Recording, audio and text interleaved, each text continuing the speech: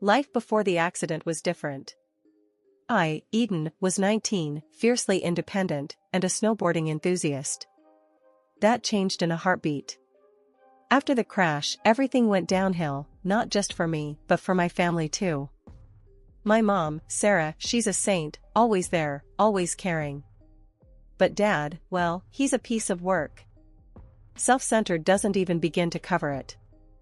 It was just another ordinary evening at home, me in my wheelchair by the window, Mom reading in her chair, and Dad. Dad was late, as usual. The tension was a thick fog in the room, even before he burst through the door with that grin plastered across his face. The kind of grin that made you want to leave the room. Guess what? Dad bellowed, throwing his coat onto the sofa, not caring where it landed. Mom looked up, weary. "What is it, Mark?" "Old man's finally kicked the bucket," he exclaimed, practically jumping with joy. I felt my heart drop. He was talking about Grandpa, Mom's dad. How could he be so cruel? Mom's face drained of color. "Mark, how can you say that? He was my father." "Oh, come off it, Sarah. We both know I only married into this family for the cash. And now, with him gone, we can finally get our hands on it," Dad retorted, his voice sharp. Mom stood up, her voice steady but ice cold. "You owe him an apology. He was a good man, and you've never given him the respect he deserved." Dad just laughed, that harsh, grating sound. "Respect? For that old coot? Never loved him, never loved you. It's always been about the money." I couldn't stay silent. "Dad, how can you be so heartless?" He turned to me, his eyes cold. "And you? What use are you? Can't even stand on your own 2 feet." Tears pricked my eyes, but I wouldn't let him see them fall. Mom moved to my side, her hand warm on my shoulder. "Don't listen to him, Eden. You're stronger than he'll ever be." But the words had already sunk deep, leaving a scar that felt as physical as the one on my spine. The room was thick with tension, a silent battleground. Dad's phone rang, and he answered with a laugh, turning his back on us. "Yeah, he's finally gone. Party at mine this weekend. Bring the good stuff." Mom sighed, her eyes meeting mine with a sadness that mirrored my own. "Let's go to bed, Eden. There's nothing for us here." As we left Dad to his call, I couldn't help but feel a piece of our family die with Grandpa. Dad's joy at his passing was a poison, one that threatened to consume what little love was left in our home. The next day was no better. Dad was gone before we woke, probably off to celebrate his newfound freedom. Mom tried to smile over breakfast, but it didn't reach her eyes. "We'll get through this, Eden. Together," she said, squeezing my hand. I nodded, forcing a smile. Together. As the days turned to weeks, the house felt more like a prison. Dad's presence loomed large, even in his absence. The joy he felt at Grandpa's death was a clear message. He was in charge now, and we were just living in his world. After Grandpa's funeral, our house became a war zone. Dad's mask was off, his true nature unchained. The air was thick with disdain, especially towards me. My wheelchair seemed to be a trigger for him, a symbol of something broken he couldn't stand. One evening, the atmosphere at dinner was more suffocating than usual. Mom tried to keep things light, but you could cut the tension with a knife. "So, how was your day, Mark?" Mom asked, her voice a bit too cheerful. Dad snorted, shoveling food into his mouth. "Same old. But better knowing there's one less leech sucking my wallet dry." Mom's fork paused midair. "Mark, please. Can we not do this tonight?" He glared at her, then at me. "Oh, I'm sorry. Are we pretending the freeloader isn't sitting right here?" I felt my cheeks burn, my hands clenching into fists under the table. "I'm right here, Dad. You don't need to talk about me like I'm not." He laughed, a sound that made my skin crawl. "Oh, now the cripple speaks up. What are you gonna do, huh? Race me?" Mom stood up, her chair scraping back. "Mark, that's enough." He just raised an eyebrow, challenging her. Or what? You'll leave me? Please. We both know you'll be lost without me. The words stung, not because they were true, but because they were meant to hurt. Mom sat down, defeated. Dinner continued in silence, each bite tasting like ash. A few days later, Lisa, the new nurse, arrived. From the get-go, I knew something was off. Her smile was too tight, her eyes cold. "Nice to meet you, Eden," she said, her voice dripping with something I couldn't place. Was it disdain? Pity? "Yeah, sure," I replied, not in the mood for pleasantries. As the days passed, her accidents became more frequent. A cup of tea slipped from her hands, drenching my lap. "Oh, my bad," she'd say, her apology as fake as her smile. One afternoon, I was trying to navigate through the living room, and she was supposedly helping. "Oops," she exclaimed as my wheelchair suddenly jerked, sending me crashing into a side table. "Lisa, what the hell?" I shouted, pain shooting up my arm. "Oh, sweetie, I'm so sorry." "It was an accident," she cooed, but her eyes told a different story. Mom walked in at that moment, her face clouded with worry. "What happened?" "Lisa happened," I said, my voice tight with anger. Mom turned to Lisa, her gaze stern. "This needs to stop. Now." Lisa put on her best innocent face. "I really didn't mean to, Sarah. It was an accident." But the incidents didn't stop. If anything, they got more brazen. Lisa driving my wheelchair too close to the edge of the stairs, forgetting to lock the wheels when she left me in a room. I told Mom about each one, and each time, she confronted Lisa. But Dad, he wouldn't hear of it. One evening, I overheard them arguing about it. "She's a hazard, Mark. She's hurting our daughter," Mom was saying, her voice laced with desperation. Dad's laugh echoed through the house. "Oh, please. Eden's just jealous, because Lisa can walk and she can't. The girl's doing her job, and she's staying." I felt a lump form in my throat. His words were like a slap in the face. I was at a loss, trapped in a toxic home where my disability was seen as a burden, and my safety was a joke. Weeks turned into a never-ending cycle of silent suffering and whispered secrets in our house. Lisa, the nurse, continued her reign of thinly veiled cruelty towards me, all while Dad turned a blind eye. I couldn't fathom why Dad allowed her to stay, her presence like a constant shadow darkening our already troubled home. That was until I caught them, Dad and Lisa, in an embrace that left no room for doubt. They were kissing in the living room, so wrapped up in each other, they didn't notice me. My heart stopped. It wasn't just the proximity, it was the intimacy of it, the shared secrecy. I reversed my wheelchair, the sound loud in the silence. Lisa spotted me first, her eyes widening in panic. Dad turned, his expression morphing from surprise to irritation. "What are you looking at?" he snapped. I couldn't find my words. Betrayal choked me, rendering me silent. "Nothing," I finally managed, retreating to my room, their laughter echoing behind me. I had to tell Mom. She deserved to know, even if it shattered her world as it did mine. When I did, her reaction was calmer than I expected, a quiet storm brewing behind her eyes. "This will come back to haunt him," she said, her voice low, but determined. I wasn't sure what she meant then, but I soon noticed the visits from a man who looked like he had seen his fair share of the world, his demeanor screaming former cop. He and Mom would spend hours locked away in her office, talking in hushed tones. I clung to the hope that these meetings spelled a change, a way out of the misery Dad and Lisa had plunged us into. But before anything could materialize, tragedy struck like lightning. Mom was in an accident, the kind that leaves a void that can never be filled. The news hit me like a physical blow, my world crumbling around me. What devastated me even more was Dad's reaction, or the lack thereof. At Mom's funeral, he was almost jubilant, whispering and laughing with Lisa as if they were at a party, instead of mourning the loss of a wife and mother. I couldn't hold back my anger when I saw them together, their glee a stark contrast to the sorrow engulfing me. "How can you be like this? At Mom's funeral?" I hissed at Dad when I got a moment alone with him. He shrugged, his cold eyes meeting mine. Life goes on, Eden. Your mother wouldn't have wanted us to stop living, now would she?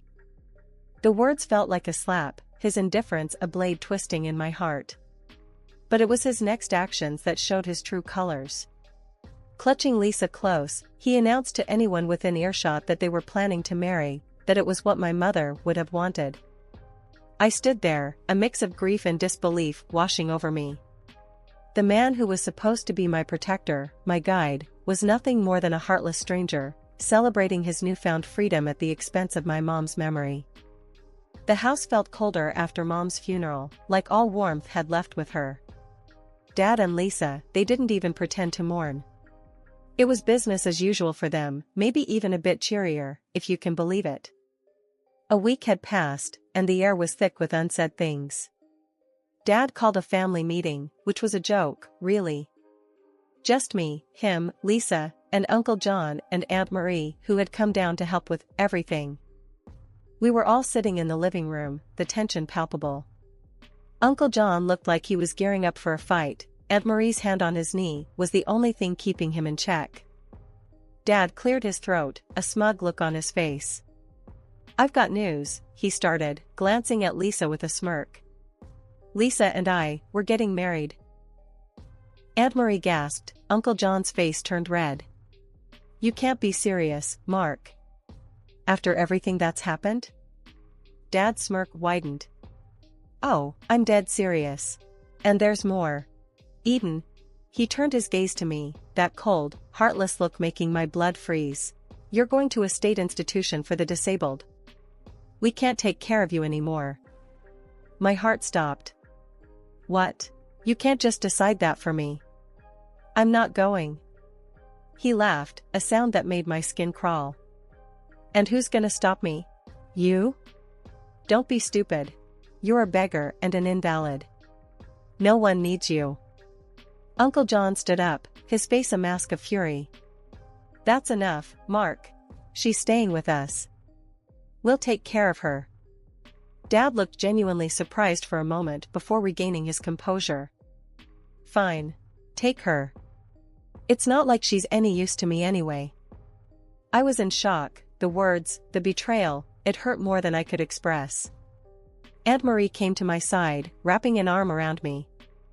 Don't listen to him, sweetheart. You're coming with us, she whispered, her voice soothing. Dad and Lisa exchanged a look, their plan clearly unraveling. But instead of arguing, Dad just shrugged. Suit yourself. But don't come crawling back when you realize what a burden she is. Uncle John was about to lunge at Dad, but Aunt Marie held him back. Not worth it, she muttered, her eyes on me. We left shortly after, the silence in the car only broken by Aunt Marie's occasional attempts to lighten the mood. Uncle John drove like a man possessed, his anger palpable. Once we arrived at their place, Uncle John turned to me, his expression softening. Eden, your family. And family sticks together, no matter what. That man, he couldn't even bring himself to call Dad, is no family of ours. Aunt Marie nodded, taking my hand. We'll figure this out, honey. You're safe with us now. That night, lying in a strange bed in Uncle John and Aunt Marie's guest room, I couldn't help but replay Dad's words in my mind. A burden. Unwanted. But then I'd remember Uncle John and Aunt Marie's kindness, and a sliver of hope pierced the darkness. Maybe, just maybe, things could get better from here. Adjusting to life at Uncle John and Aunt Marie's felt like breathing fresh air after being underwater for too long. In their home, my wheelchair wasn't a barrier, it was just part of me. They never made it feel like a big deal, and for that, I was endlessly thankful. A week had barely passed when my world took another sharp turn. Dad showed up out of nowhere, looking a mess. His eyes were desperate, his clothes disheveled. He blurted out news that felt like a punch to the gut. Mom's will had left everything to me. The house, the money, it was all mine now. Turns out, Mom had a detective on her tail, before she passed, the same guy I'd seen sneaking around. He had dug up dirt on Dad and Lisa, enough to block Dad from getting his hands on any inheritance. Dad tried to play on my sympathies, saying things like, "You don't need all that money. What's a girl in a wheelchair gonna do with it? Just give it to me." Uncle John lost it at that. "Get out of my house," he roared, standing up so fast his chair nearly toppled over. "You've got some nerve, showing up here and spewing that garbage." Dad was shown the door, literally. Uncle John made sure of it, his anger a clear warning against coming back. The decision to move back into my childhood home was bittersweet. Uncle John and Aunt Marie insisted on coming with me, making sure everything was still in place for my return. The house had been modified years ago to accommodate my wheelchair, so navigating the familiar spaces brought a surge of memories. Rolling through each room, I couldn't help but feel the presence of my mom. This was where we had laughed, cried, and shared our lives. Now, with the house officially mine, I felt her absence more keenly than ever. Uncle John broke my reverie. "What do you think, kiddo? Ready to make this place your own again?" I nodded, feeling a mix of sadness and determination. "Yeah, I am. It's going to be different, but I think Mom would have wanted me to have a fresh start here." Aunt Marie smiled, her warmth enveloping the room. "She'd be proud of you, Eden. We all are.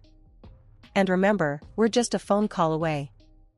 As they helped me settle in, I thought about Dad's words, his attempt to diminish me because of my disability. But sitting in my home, surrounded by love and support, I realized his words couldn't touch me anymore.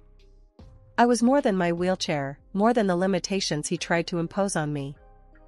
This house, my inheritance, wasn't just about the money or the property. It was a testament to my mom's love and foresight.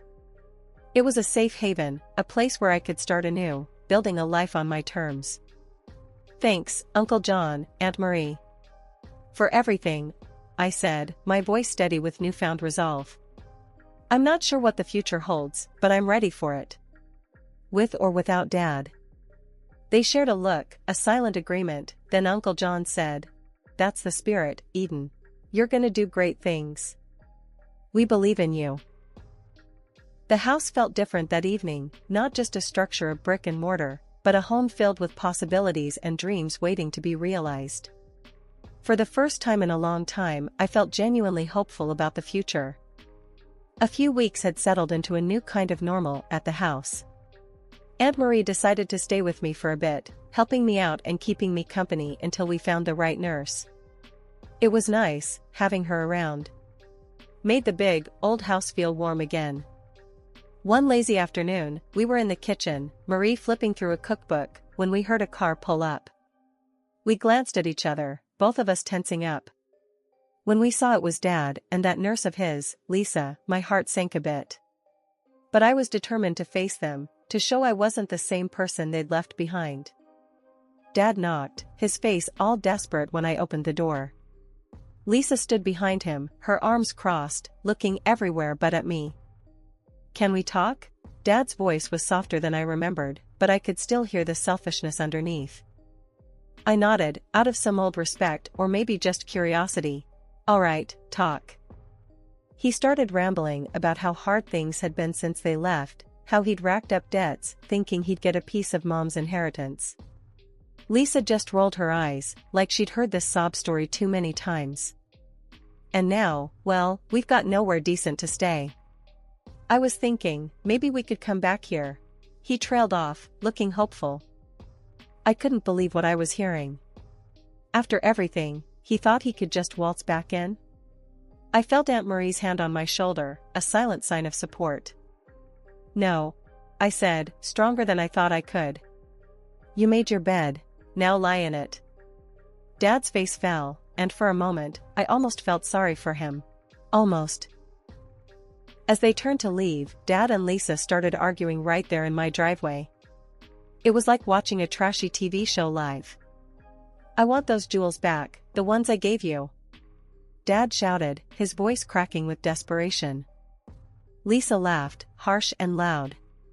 "As if, why would I give anything to a broke old man? You promised me a life of luxury, not debts." Aunt Marie and I watched from the doorway, not even trying to hide our interest. It was a mess, but it was also a kind of closure. Seeing them like that, at each other's throats over the very things that had torn our family apart, I felt a weight lift off me. I turned to Aunt Marie, who had a small smile on her face. "Let's go back inside," I said. "I've had enough drama to last a lifetime." She nodded, and we closed the door on that chapter of our lives for good. That night, Aunt Marie and I sat in the living room, a sense of peace between us. The house felt different now, like it was really mine. Our laughter echoed through the rooms, filling the space with new memories. "I'm proud of you, kiddo," Aunt Marie said, her voice warm. "Your mom would be too." I smiled, looking around at the home I was beginning to rebuild. "Thanks, Aunt Marie. I think I'm finally starting to feel like myself again." The path ahead wasn't going to be easy, but with Aunt Marie by my side and the memory of my mom's strength guiding me, I knew I could face anything. Sweet justice, indeed, but also a fresh start. Life after Dad and Lisa's showdown felt like turning over a new leaf. Aunt Marie stayed with me, her presence a constant comfort as we navigated my new reality together. We were in the thick of interviewing nurses, trying to find someone who wasn't just qualified, but also a good fit personality-wise. One afternoon, we sat in the living room with a candidate named Jenna. She was young, around my age, with a bright smile and an easygoing manner that made me like her almost instantly. "So, why nursing?" Aunt Marie asked, getting straight to the point as she always did. Jenna leaned forward, her hands clasped. "I've always wanted to help people. To make a real difference, you know? And after my granddad got sick, I realized this is how I could do it." I nodded, impressed by her sincerity. "What about working with someone in a wheelchair? Any experience with that?" Jenna nodded eagerly. "Yes, actually. I volunteered at a rehab center during college. It's about making life easier, more enjoyable. I believe in focusing on what people can do, not what they can't." Aunt Marie and I exchanged a look, a silent agreement passing between us. "We'll let you know soon," Aunt Marie told her as the interview wrapped up. But I had a good feeling about Jenna. After Jenna left, Aunt Marie turned to me, a smile playing on her lips. "Well, what do you think?" I smiled back, feeling more hopeful than I had in a long time. "I like her. She seems right." The decision to hire Jenna was a turning point. She wasn't just a nurse, she became a friend. Someone who laughed with me, not at me. Who saw beyond the wheelchair. One day, Jenna and I were in the garden, enjoying the afternoon sun. I was telling her about my plans for the place, how I wanted to make it more accessible, to maybe even start a small garden of my own. Jenna was all in. "That sounds amazing, Eden. Count me in. I might not have a green thumb, but I'm a quick learner." Aunt Marie watched us from the kitchen window, a satisfied smile on her face. Later, she joined us outside, bringing out a pitcher of lemonade. "To new beginnings," she toasted, raising her glass. Jenna and I echoed the sentiment, our glasses clinking in the golden afternoon light. Months have rolled by since I took back control of my life. I've even started taking online courses to continue my education, not letting my wheelchair define what I can or cannot do. I decided to give a chunk of the inheritance from my mom and grandpa to a foundation that helps folks in wheelchairs get back on their feet, so to speak. It feels good, you know? Making a difference, giving back in a way that feels personal to me. As for Dad, last I heard, he's scraping by, working jobs he once would have turned his nose up at. The high life he once lived, all that charm and polish, it's gone. People barely recognize him now. And it's not like I get a kick out of hearing about his downfall. It's more like it's confirmed something I've come to believe: karma's real. It catches up to everyone eventually, serving up exactly what they deserve. Living with this mindset, I found a kind of peace. I'm focusing on my studies, my recovery, and working on making my home, and maybe even the world, a bit better for people like me. Jenna and I, we talk a lot about the future, about plans and dreams.